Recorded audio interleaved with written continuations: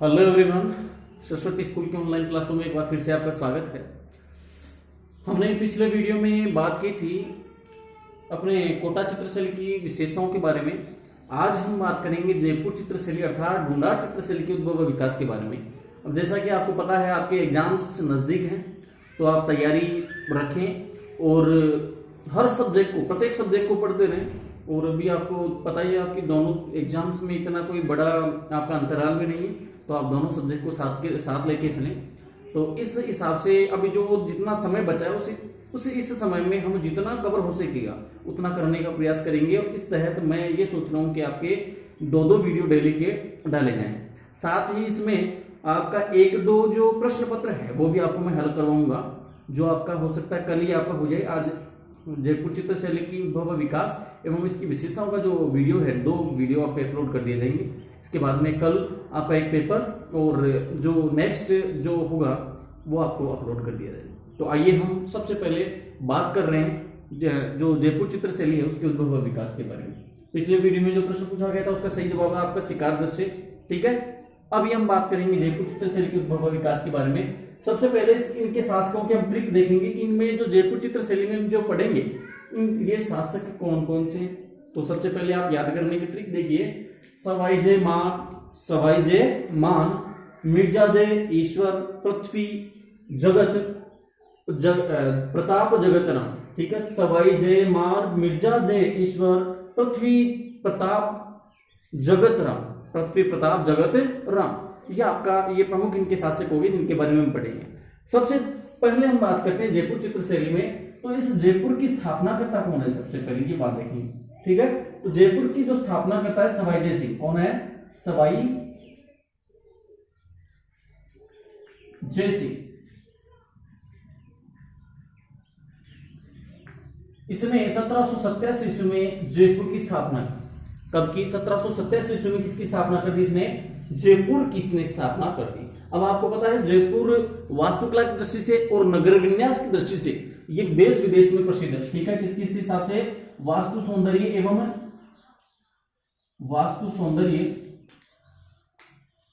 एवं नगर विन्यास। क्या है? नगर विन्यास। इनके लिए ये संपूर्ण विश्व में क्या है? जयपुर प्रसिद्ध है। ठीक है, जयपुर प्रसिद्ध है। अब इसकी स्थापना हमने पढ़ ली। अब देखो इस पर जो जयपुर पर प्रारंभ में हालांकि मीणाओं का शासन था, लेकिन फिर बाद में कहा जाता है कि भगवान श्री राम के पुत्र कुश के वंशजों ने यहाँ पर शासन किया और जो बाद में क्या कहलाए? कछवा कहलाए। कुश के कछवा और कछवा का जो अपभ्रंश होकर क्या कहलाए? ये कछवा कहलाए। तो यहाँ पर किस वंश के शासकों का शासन रहा? कछवा वंश के जो शासक थे उनका शासन इस पर रहा। किन पर? जयपुर पर। हालांकि ये पहले अन्यत्र जगह थे, लेकिन इनकी जो राज्य थी यानी रियासत थी वो जयपुर में स्थानांतरित कर दी गई। कहाँ स्थानांतरित कर दी गई? जयपुर की इनकी जो राज्य था, इनकी रियासत थी, इनका वो स्थानांतरित कर दी गई। अब स्थानांतरित करने के बाद में सबसे पहले देखो 16वीं सदी में एक नवीन प्रभाव आता है। ठीक है, 16वीं सदी में एक नवीन प्रभाव आता है। इस नवीन प्रभाव के तहत आप देखेंगे तो इन्होंने क्या किया? मुगलिया जो अधीनता थी वो स्वीकार कर ली। इन्होंने जो अमेर के शासकों ने, कौन सी? मुगलिया जो अधीनता है वो स्वीकार कर ली। तो मुगलिया अधीनता स्वीकारी कब? 16वीं सदी में। कब? 16वीं सदी में इन्होंने मुगलिया जो अधीनता है वो स्वीकार कर ली और उनके साथ साथ इनसे वैवाहिक संबंध भी स्थापित कर लिए। क्या कर लिए? वैवाहिक संबंध इन्होंने स्थापित कर लिए।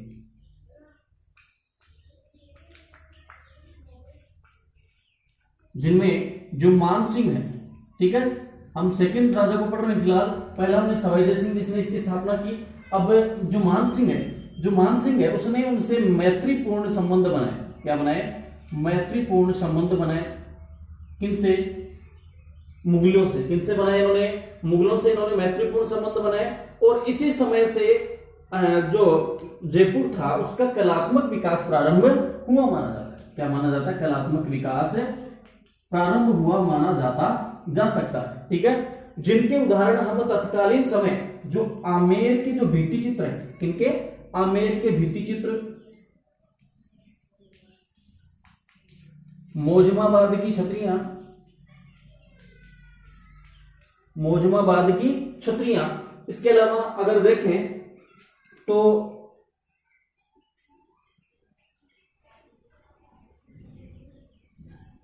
बैराट बाग, वहीं पर अकबरकालीन जो रज्मनामा है उसमें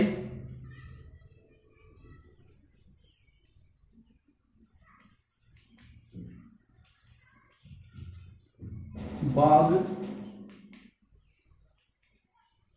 अकबरकालीन जो रज्मनामा है, रज्मनामा का मतलब क्या हो गया, रामायण, सॉरी महाभारत, ठीक है। रज्मनामा का मतलब क्या हो गया, महाभारत, ठीक है। तो इनमें इसके उदाहरण अपने को तत्कालीन समय के प्राप्त हो सकते हैं। किसके समय के, मान सिंह के समय के। यानी अब इस पर देखो, क्योंकि इन्होंने मुगलिया जो अधीनता थी वो स्वीकार कर ली, अतः इन पर मुगलिया प्रभाव इस पर स्पष्ट रूप से क्या होगा, दृष्टिगोचर होगा। वहीं पर एक और हम आप याद रखना, भारमल की छतरी, किसकी, भारमल की छतरी पर भी इसका प्रभाव देखने को मिलता है, ठीक है। ये उस समय का प्रथम चरण हो गया। कौन सा चरण हो गया, ये फर्स्ट चरण हो गया। कौन सा चरण हो गया, पहला चरण। अब इसके बाद में इसमें देखो दूसरा चरण भी प्रारंभ होता है, ठीक है। दूसरा चरण भी प्रारंभ होता है और दूसरे चरण में आप देखते हैं जो थर्ड जो राजा है, मिर्जा राजा जयसिंह।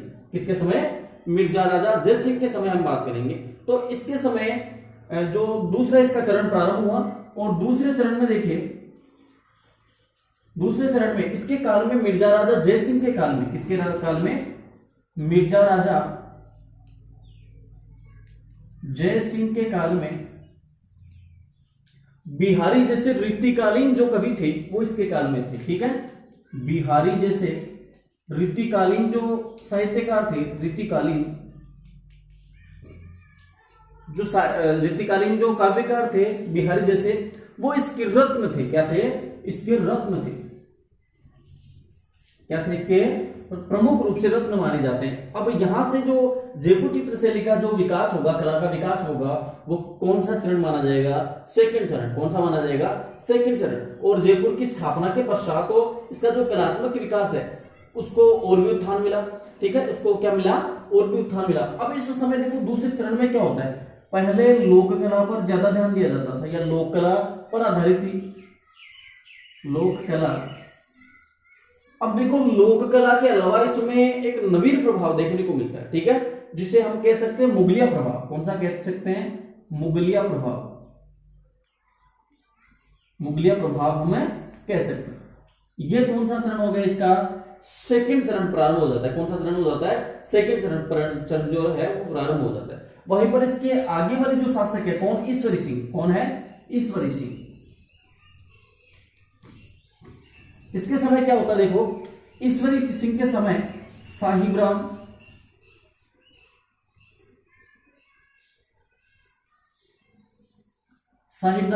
व लाल चितेरा। कौन है, लाल चितेरा जैसे जो चित्रकार थे वो इसके समय थे। किसके समय, ईश्वरी सिंह के समय। किसके समय थे, ईश्वरी सिंह के समय, ठीक है।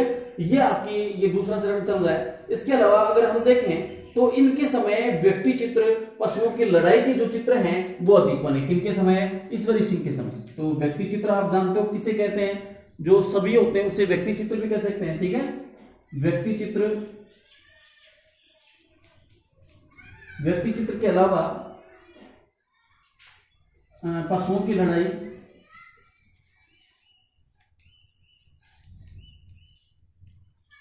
इनके जो चित्र थे वो उस समय अधिक बने। किसके समय, ईश्वरी सिंह के समय। किसके समय बने, ईश्वरी सिंह के समय। इसके पश्चात जो आगे आने वाले जो शासक हैं जैसे पृथ्वी सिंह, प्रताप सिंह, जय सिंह, इनके समय जयपुर जो था वो कला, धर्म एवं संस्कृति का प्रमुख केंद्र बन गया, ठीक है। कौन कौन है देखिए, ये पहला है पृथ्वी सिंह, ठीक है। पृथ्वी सिंह आप लगा लेना, ये सिंह लगा देते। प्रताप सिंह,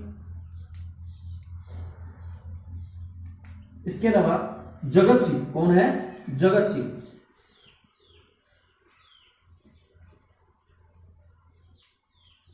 इनके समय क्या हुआ, इन तीनों के समय, पृथ्वी, प्रताप, जगत, इनके समय जयपुर जो था वो कला एवं संस्कृति का प्रमुख केंद्र बन गया। क्या हुआ, कला व संस्कृति का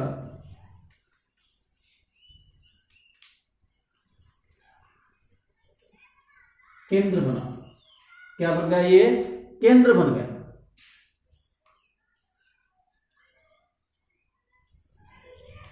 ठीक है, ये किसके समय हुआ?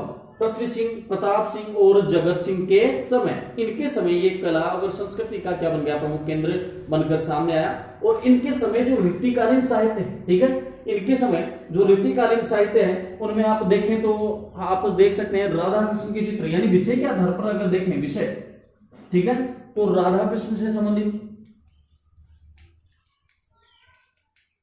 भागवत पुराण,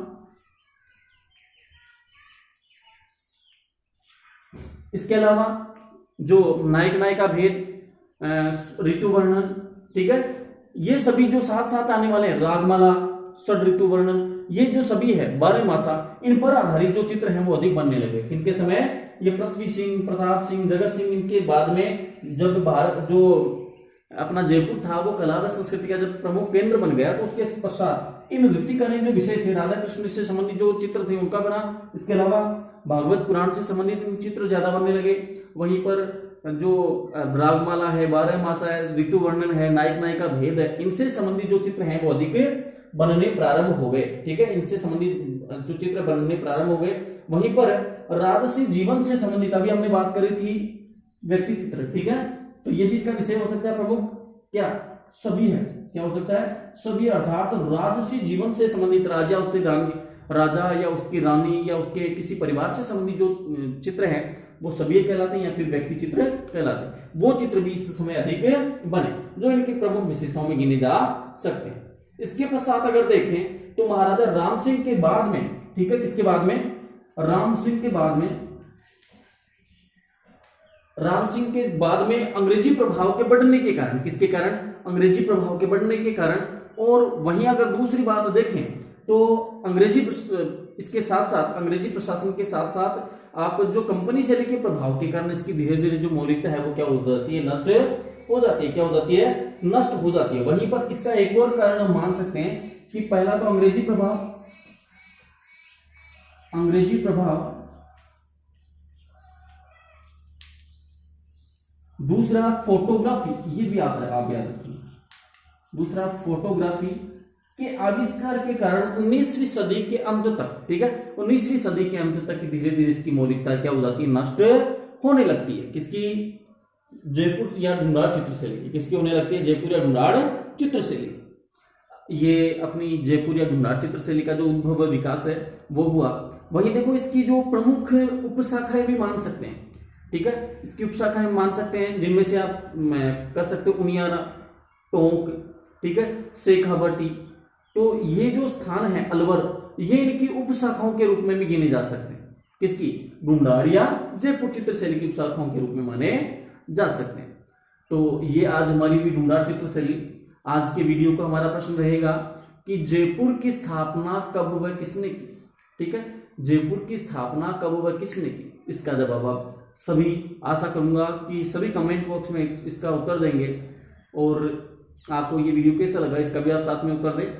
तो अब इसके जस्ट बाद में बैक टू बैक सेकंड एक और वीडियो आपको मिल जाएगा, इसमें ढूंढाड़ चित्रशैली के उद्भव विकास के बाद में उसकी विशेषताओं के बारे में एक वीडियो एक और मिल जाएगा, जिसमें कि ताकि आपका जितना जो सिलेबस कवर हो उतना हो, ताकि जो 12th क्लास वाले जिनके एग्जाम सभी सामने हैं वो एक बार इनको देख लें और तैयार रहें। तो इसी के साथ मिलते हैं एक और नए वीडियो में। तब तक के लिए जय हिंद, जय भारत।